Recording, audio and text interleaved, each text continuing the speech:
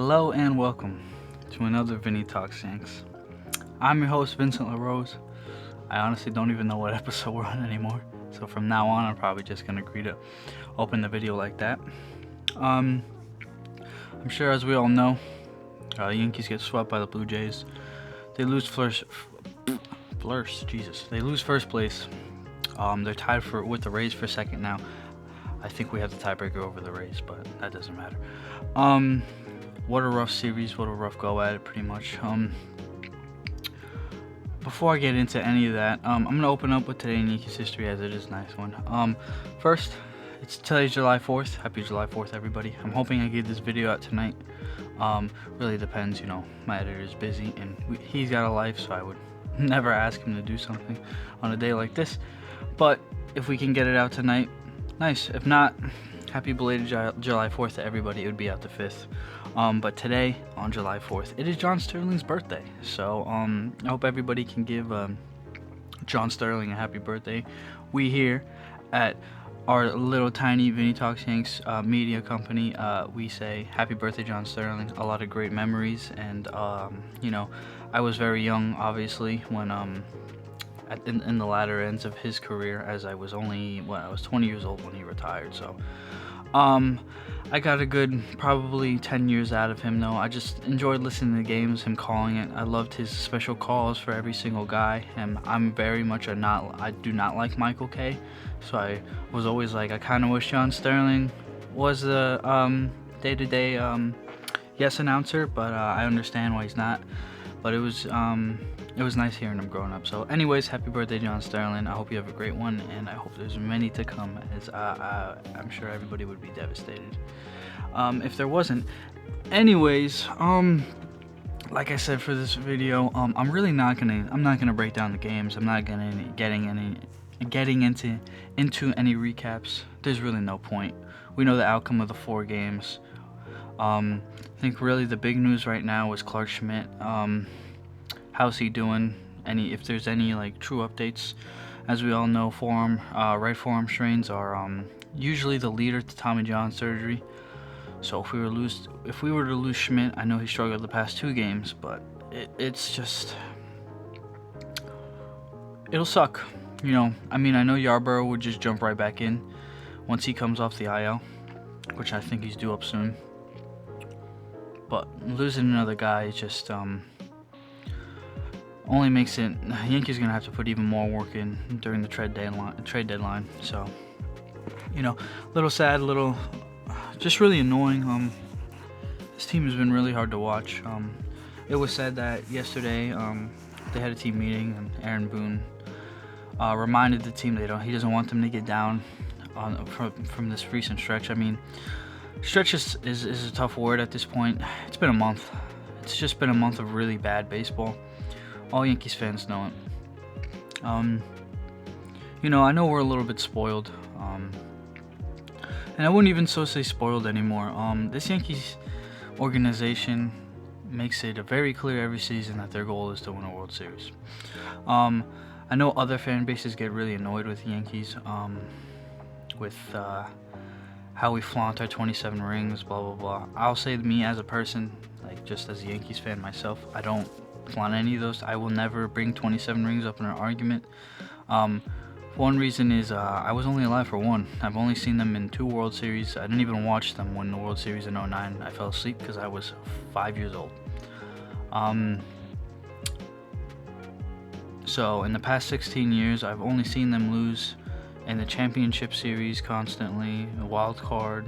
I don't remember a division series against the Rays, a couple to the Astros, and the most memorable one to me is when we got swept by the Astros in 22. That team was very obviously not good enough to win a World Series, not at all. Going into the All-Star break, getting ready for the trade deadline. One of the reasons I started recording these videos is because of John Boy Media. I get it, the little, they have their Talking Yanks, and I have Vinny Talks Yanks. I try to not copy them, but do my own thing. But I like the idea.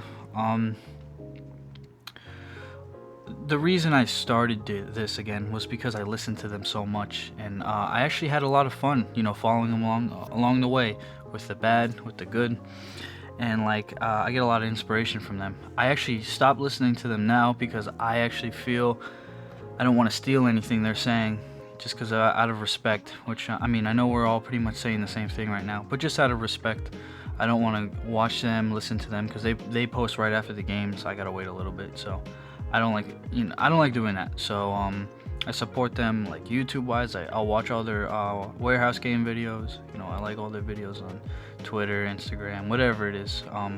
But I try not to actually listen to the straight up podcasts about these series, because I like doing my own thing, and I don't want anybody to think that I'm just listening to them, coming here and saying something to them. But anyways, sorry about that weird run on. But anyways, in 22, when we were going into the ALCS with the Astros, everybody knew we were gonna lose. We end up getting swept, of course. The Yankees front office decides to show. I will never forget this. The Yankees front office decides to show that 22 team when they went down 3-0. The Red Sox coming back 3-0 in 2004. Down 3-0 from the Yankees in 2004, and winning, and end up going to the World Series and eventually winning the World Series. Of course, it's the year I'm born, but I just that will always stick with me for a reason of Yankees have a long decorated history, and I feel like not only the fans but the team is very high on that, and to show that in the clubhouse, watching one of your better, one of the better teams we've had in the 20th century, that 04 team, lose like that, and then thinking that's going to be used as motivation for the guys watching there. Some of these guys in there, you grow up watching. I'm not saying they're Yankee fans, but you grow up watching these guys, and I feel like once you become a Yankee, you have that respect for those guys, and for them to show a team lose like that shows me this front office is there's something's wrong. Ever since George died, this team has just been it shifted a little bit, because it was always we get the top free agents, blah blah blah, and I'm not even saying so much money wise, but the recent comments we've gotten from Hal, where these payrolls are unsustainable, but then you stick with Brian Cashman. It makes no sense to me. You don't want to spend that much money, but you still want a good roster, so you make your money, but you continue to have Brian Cashman as our GM. I can't find the right word, I'm sorry. But you continue to have him as our GM, as he consistently fails over and over and over and over again. All he's done is failed. There's been no success. In your mind, as the Yankees organization, and us as Yankees fans, a World Series is all that matters at the end of the day. And Cashman has consistently failed to bring that to us. Boone has consistently failed. Boone has had some... okay. I want to say this about Aaron Boone real quick before I keep going. Aaron Boone has been given some great players with not a good backup roster. 22 was a prime example, as he had to sit there and bat Willie Calhoun fourth for 20 games this season, and that season, because we couldn't go get anybody. We're sitting on prospects like Peraza and Volpe. I know they weren't going to trade Volpe, but you have Peraza. You have guys they've messed up so much with Estevan Florial, Devi Garcia. There's so many. We hold on to them. We're not a good. We don't build prospects. We're really bad at it. We know this. We're not. Aaron Judge is our last good prospect that actually was drafted by us and went through our system, and who's still on this team. I know Dominguez is coming up, and I'm really happy to see he's actually leading off today against the Mets. Finally, somebody wakes up. But why are we holding on to these guys? If you're never gonna actually strip the team down, fully rebuild, and decide to, just to retool, basically, why are you holding on to these guys? First off, half these guys don't even have a spot on the major league roster. They don't. And you're holding on to them. Like, look, man, I'm sorry, but like, I just don't get it. Go out and get some guys, man. Like, this is why I didn't want to record this video last night, because I was really, really upset with what's been going on. But, I'm going to get out of the, the GM aspect of it, the front office aspect of it. And again, I want to talk a little bit about Aaron Boone. I like Aaron Boone as a manager in the sense of, I know he's got his guys, I think all Yankees fans know that. He's going to protect his guys no matter what. He has from what it seems, he doesn't have problems with players in the clubhouse. Everybody likes him. It's just more of his actual legit managerial choices. When he first started, it's like, he's a new manager. Maybe the first 3 years you give him that. He's got a couple different pitching coaches now, or I think he's always had Matt Blake, but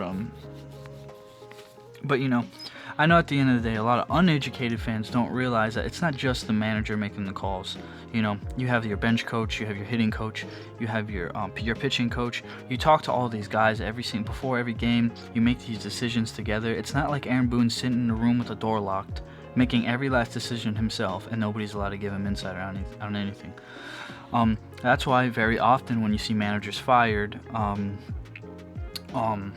usually fired in the off season, or not so much the middle of the season, but in the off season you'll see the coaching kind of resets. They'll get a new pitching coach, a new hitting coach here and there. Sometimes the pitching coach will stay, but they'll fire the hitting coach and the manager, or they'll fire the manager and the pitching coach, and the hitting coach will stay. But it's just he's not the only one making decisions. I'm not gonna stand up for Aaron Boone, truthfully. I feel like if you ever wanted to get ejected, yesterday would have been the perfect time to light a fire under those guys, honestly. That umpire was making some terrible calls, man. Watching that game was making me so mad because, Schmidt comes in, he struggles a little bit, he leaves the game, he gets hurt, but our offense is like, no, we got you. They pick him up, they're doing their thing. We give up a couple runs here and there. Unfortunately, Schmidt had to leave the game early, so you have Clayton Beater in. And, it doesn't make me too upset that the kid gave up some runs, because he's a rookie. He doesn't know.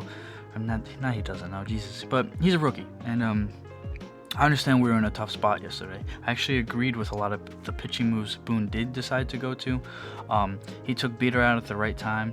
A lot of people might question that, only because Beater had to come in. There was really no option. We don't have a long man in there right now. So, but anyways, offense fights back, and then I watch a strikeout on Jesus, I almost said Grisham. Jeez. On Grisham, that was a really bad call. There was just so many questionable calls, and I felt like that was the time.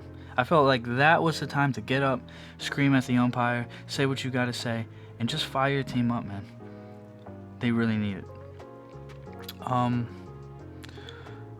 This hasn't really even been a podcast about the Yankees. This has been more of a rant than anything. I won't really do videos like this ever. I just wanted to do this video today because I feel like I wanted to say what a lot of Yankees fans are feeling. It's tough. It's really tough to watch this team right now. We're playing the Mets today. The Mets have struggled very much as well, so hopefully, we can pick it back up here. I still have hope in this team. I know most of us still have hope in this team. We know this team, and this is a really good baseball team. Regardless of what anybody wants to say, this is a good team. And if, we just need another guy other than Judge Belly. I feel like we're only going to see it improve. Dominguez has looked really good. He's really hitting really hot. Judge is still Aaron Judge. Bellinger has been really good for the past month or 2 months now. I think we just really need to find one more guy that can just find it. Obviously Chisholm's been really good. He struggled this series though, other than the game 1. But just one more guy, it needs to all click. That's the problem. We get guys on base, we can't hit them in. We have problems with scoring runs with 2 outs. We have problems. We can get a guy in first and second, nobody out. And there's been multiple times we've had the bases loaded, nobody out. And I'm like, please just get one. Just get one. So, hopefully we can figure it out. We need guys to stop striking out in big spots. You know, Dominguez had a really good game yesterday, but when we needed him most, he strikes out on a really nice curveball. So kudos to the, I forget his name, on the Blue Jays. I think it starts with a B. That kid's curveball is filthy. It's a filthy curveball. He's a really good pitcher, but there's not much else to talk about. We all know what's going on. We all know we lost first place. We all know the feeling. So I hope, you know, anybody listening to this or watching this can take this more as an understanding of, in this more of like what am I trying to say here? There's hope, man. There is hope. Okay, this team is still very good. I know it's frustrating. I'm getting frustrated too. I'm sure every Yankee fan's getting frustrated. Aaron Boone's frustrated. Aaron Judge is frustrated. Everybody's frustrated. But it's going to come a time where everything's going to click and we're going to be good. Now, I can't fully say that I believe in this team to win the division anymore. I do believe they're still going to at least make the playoffs. The division would be really nice. I don't think the Blue Jays are going to be able to sustain what they've been doing. So, and the Rays as well. But we will see. So I'm sorry for the kind of the weird video. I know it was really just me talking. I didn't really talk about any of the highlights of any of the games. I mean, there's not really highlights when we lose like that. One thing I will say is, so a stat that kind of interested me. So, you know, most of us come out and say Aaron Judge isn't clutch. Postseason for sure. Actually, I think he has, in the past, I don't remember how long it is, but he has 21 hits, either home runs or hits that have tied the game or give the Yankees the lead after the 7th inning. In the past couple of years, I think it was 3 years maybe. I'm not 100% positive. It was a stat they showed on Yes last night, which kind of put it into my perspective, because I've always been like, when Judge is in the moment, he really very rarely succeeds, and I think we just have such high expectations for him. We expect him to succeed every time. We're tricking ourselves into thinking that he doesn't succeed in big moments, and he does. He did it last year in the postseason. I know his average was low and he didn't do a lot, but he did it in the Cleveland series, even in Game 4. I know we lost, but in Game 4, with that huge home run off Clase, I think we got to give Judge a little bit more. It's crazy to say this, a little bit more respect when it comes to that clutch team, because I don't think a lot of us really know how clutch he actually is. But outside of the playoffs, regular season, playoffs is the only thing that matters at the end of the day. But anyways, take this video more of as a talk, me almost talking to you. But that's really all I got. Hopefully we can, you know, take this Mets series strong and at least beat the Mets, man. I don't want to hear Mets fans, man. We already got to hear from Red Sox fans. I don't want to hear from Mets fans anymore. Just beat the Mets, please. That's all I'm asking you. But anyways, I'm gonna end it there. Thank you, everybody watching, listening, whatever you do. If you guys are interested, I'm actually gonna try my best to start a new series. It's probably only gonna be one video a month or something like that. But I'm gonna talk about certain players, basically, the next one is Volpe. I'm gonna start from the beginning with Volpe, the expectations, the statistics, and then the true reality of the situation. So if you guys are interested in videos like that, I'm gonna do one with Volpe. I know I'm gonna do one with Judge, and I know I'm gonna do one with Stanton as well. So if you guys are interested in the videos, any videos like that, just subscribe. You know, like up. It's gonna be maybe 1 or 2 a month. Just side thing. It'll be in a separate playlist. I know I have these videos are all in the podcast playlist, but this will be a separate playlist. I haven't thought of the name yet, but of course, if you're interested, please subscribe, please like, helps me out, and I would really appreciate it. But anyways, thank you for watching, thank you for listening, whatever it is. I hope you all have a wonderful 4th of July, or did have a wonderful 4th of July if this comes out on the 5th. And that's what I got. So go Yankees.